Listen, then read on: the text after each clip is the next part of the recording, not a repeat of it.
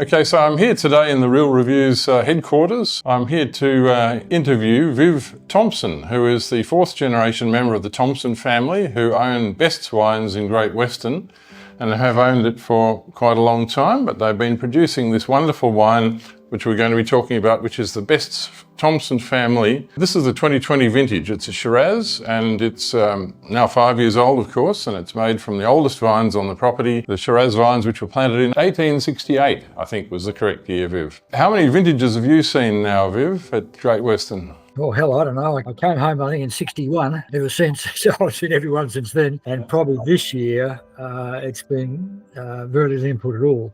Mainly because my wife is not well and I'm looking after her most of the time.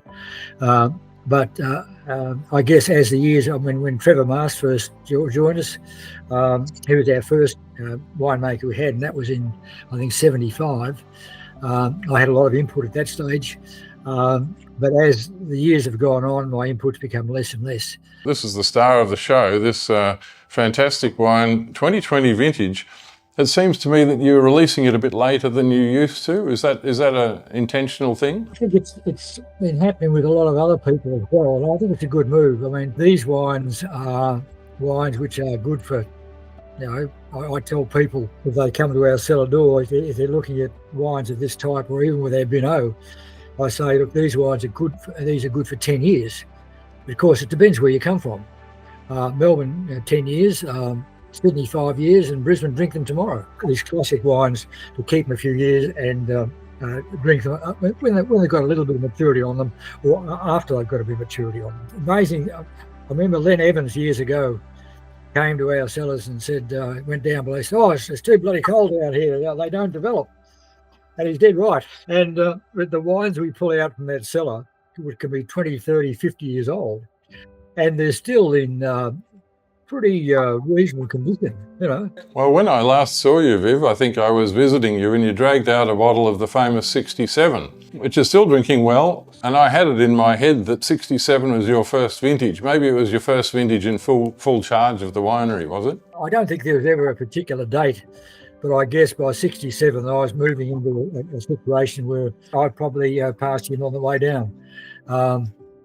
But 67 was certainly a great year. It was, no doubt about it, it was a cracker, absolute cracker. Well, these wines do live to be a great age, and just recently, of course, you sent me, or you gave me a bottle of the 81, which was the vintage when I worked at Best's with Trevor Mast, and I have very fond memories of working there. That was my first ever vintage, a long time ago now. But that wine, I don't remember the 81 as being a great vintage, but that wine was drinking superbly. It was only about 3 years ago. We've still got a bit of that down below. I'm not too sure where the hell it is. I went to look for it recently. I couldn't find it, but it's there somewhere. But no, that was a cracker. It's taken me a bit by surprise because it's not a wine that I remember as being a great year or a great vintage. But by hell, when you open a bottle, it's pretty good. But I guess it must go back to the initial people had the input into that vintage. Well, yes, I'll take some credit for it, but not seriously. But tell me a bit about the Thomson Reserve, because I think my memory is correct in saying you produced the first one in 1992, which was the 100th anniversary of the Thomson family in the district. It was the anniversary was actually 93, but the 92 we'd made a wine off those particular vines, off the old vines in 92, and 93 was a bit of a disaster. So we decided, we still had time. What we really were trying to do was to have a wine released that year. We kept the 92 and we didn't use the 93 because it just wasn't good enough. And so that was why we had the 92, which wasn't there. Our first year was actually 93. That was the year the place changed hands. But of course, it wasn't. Those vines were planted by Henry Best, weren't they, back in 1868? Henry Best was, I think, like your forebears, something involvement with the gold rush in Great Western when they first came there. Well, yes, he was to a certain extent.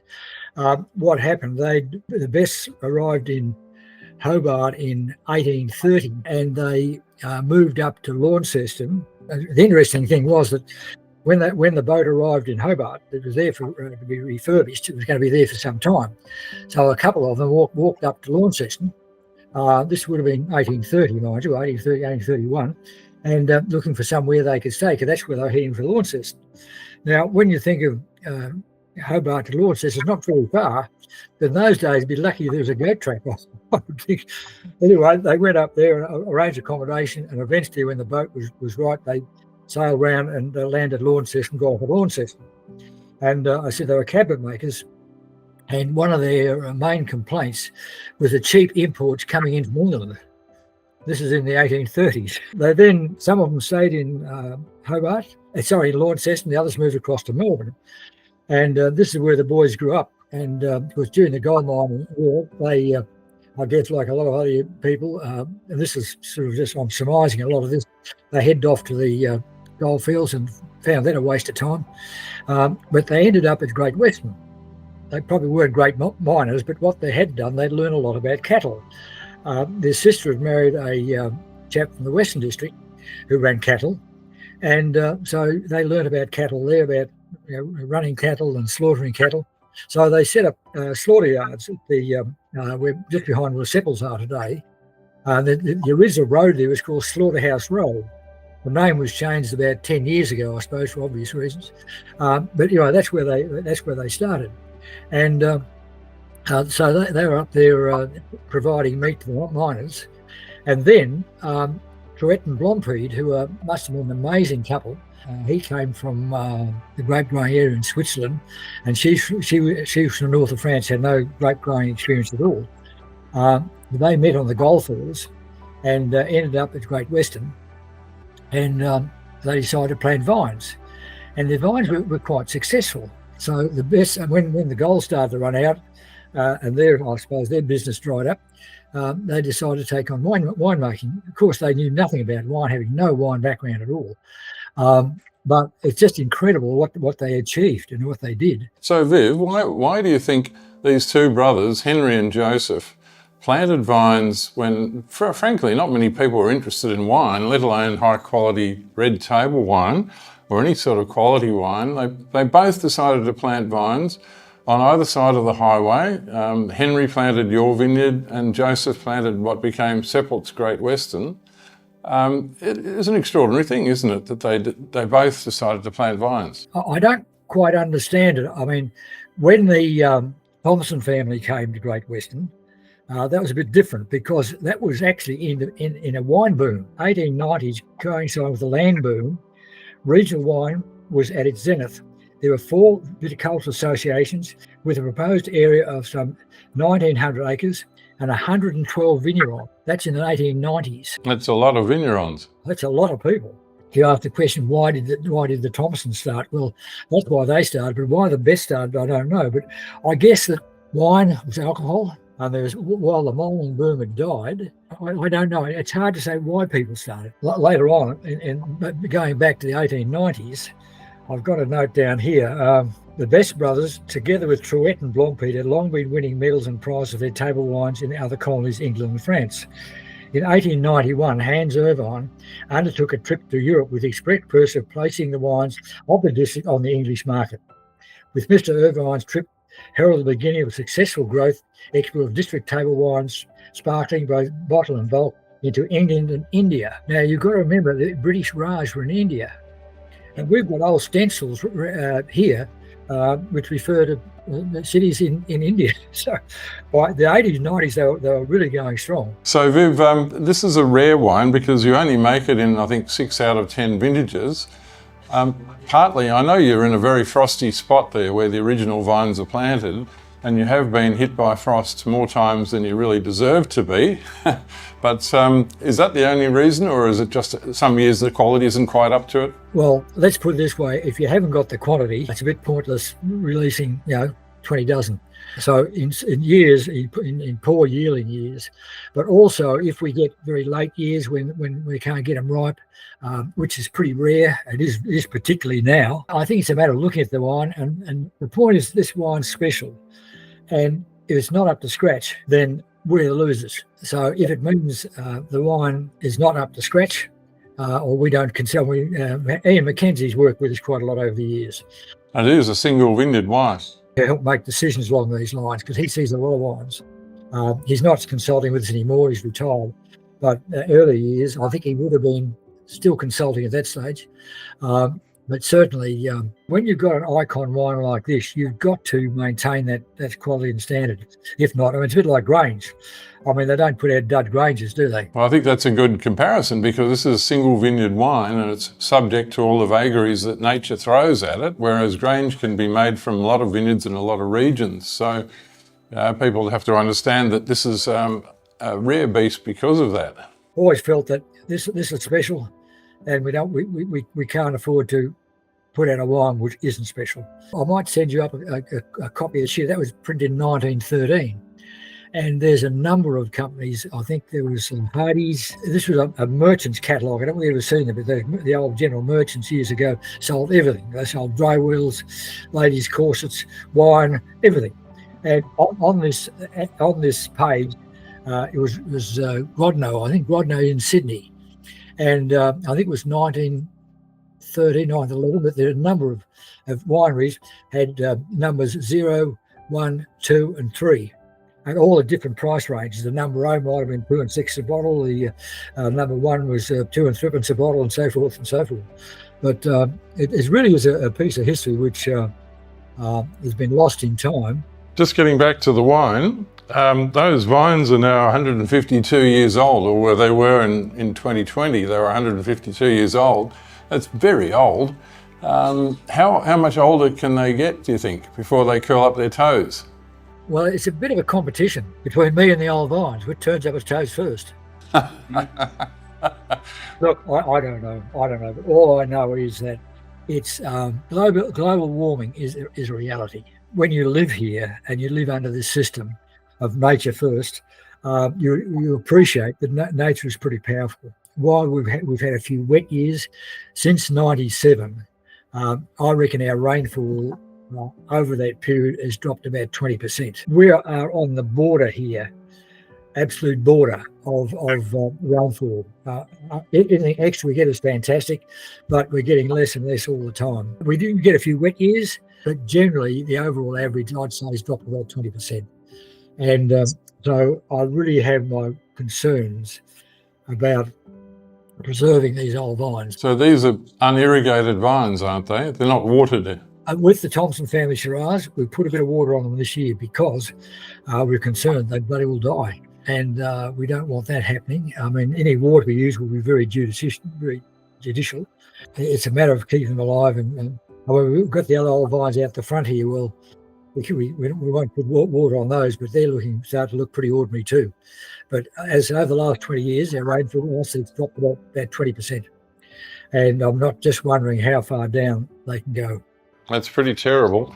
And of course, for nearly all of their lives, they have been unirrigated. And there's a theory that irrigated vines don't last as long as non-irrigated vines because their growth is not pushed by, too much water. I mean, not that you would be over-irrigating, of course you're not, but in places like the Riverina, they have a very short lifespan, don't they, compared to where you are? I do think that with irrigation, you've got to be careful, but I think vines are a bit like a drug addict with water. The more they get, the more they want. So if you don't starve them a bit, you're in big trouble because they've always got their tongue hanging out. Effective irrigation is very important. The idea of irrigation years ago, we were getting big fluctuations we get wet years and then we get dry years. And we put in a big dam to sort of, with the idea we can water a bit in the very dry years to give us an income. But now we've found that we tend to be irrigating all the time, not to any great extent, but certainly irrigating enough to sort of certainly keep them alive, which is good, except in frost years, which we still have a problem with frost. And that, I think we had more probably frost problems in the last 10 or 20 years than we had prior to that, because I think with the drying out, the dry years you tend to get more frosts. Yes, and you've had plenty of those, as I mentioned. So beautiful wine, Viv. Is there any particular thing that you think is special about Great Western Shiraz? I think it's special, but what's your go-to?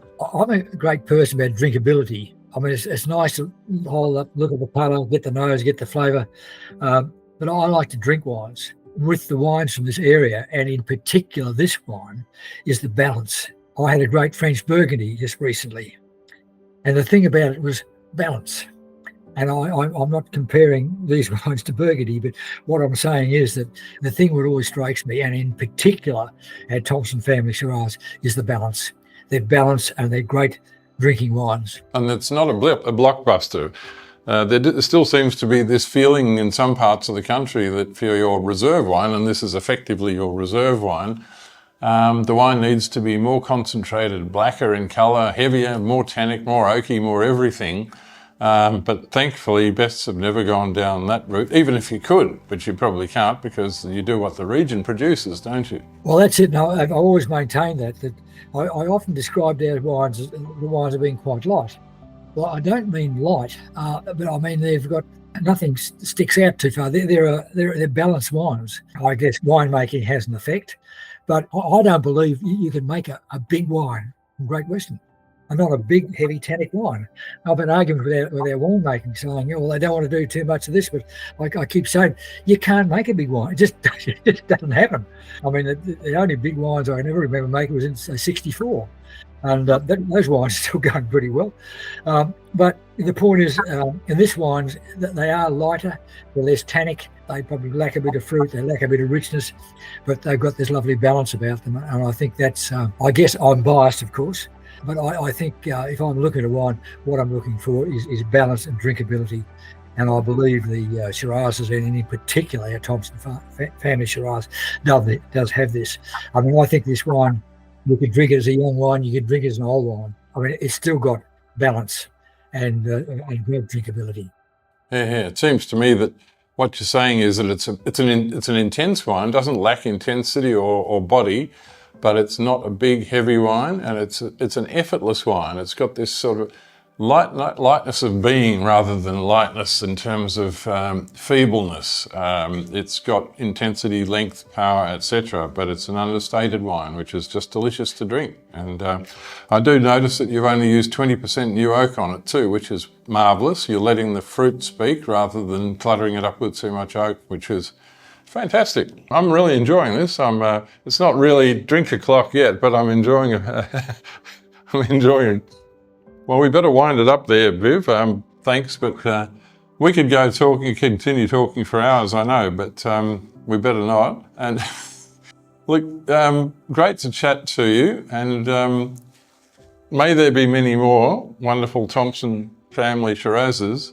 Please give my regards to Christine, your wife, and tell her that we're thinking of her, and hope to drop in and see you before too long. Great, mate. Be great.